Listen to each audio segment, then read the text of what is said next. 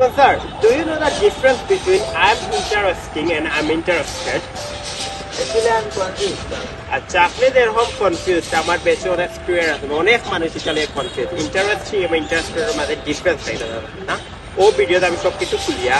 দেখাই দিই ওয়েল যখন সে কইব আই এম ইন্টারেস্টিং তখন সে মানুষ হিসেবে নিজরে তুলিয়া ধরে একদম বালা মানুষ বা খুব মজাদার মানুষ আছে আমি কিন্তু মানুষের লগে মারতে আমরা খুবই বালা লাগে ডেইলি লাইফও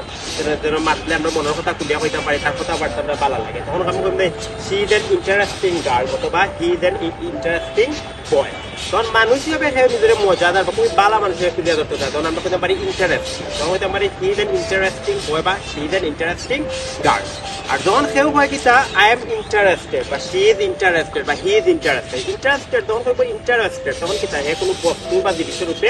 ইন্টারেস্টেড মানে আগ্রহী হইতে পারি কিতা আপনি যেমন আইফোন চালাইতে আপনার পছন্দ পালা ফাইলা তখন হইতে পারে I am interested in iPhone ঠিক আছে নি কেউ কিতা ল্যাপটপ চালাইতে পারে হইতে পারে হি ইজ ইন্টারেস্টেড ইন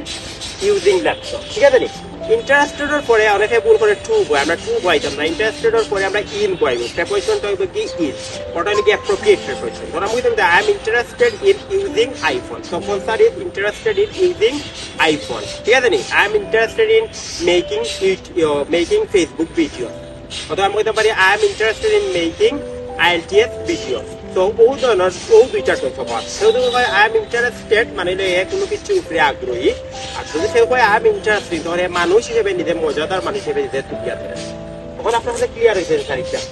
করবার ব্যবহার হতে পারবানি আশা করি নি বাকি যারা ভিডিও দেখবা তারা ব্যবহার করতে পারবে দুইটা তো কাজ বুঝছে আশা করি সবার ক্লিয়ার হয়ে যাবে আচ্ছা থ্যাংক ইউ ফর ওয়াচিং আমি চাইবো আরো ভিডিও মেকিং করতাম I will try to make more videos on spoken and IELTS.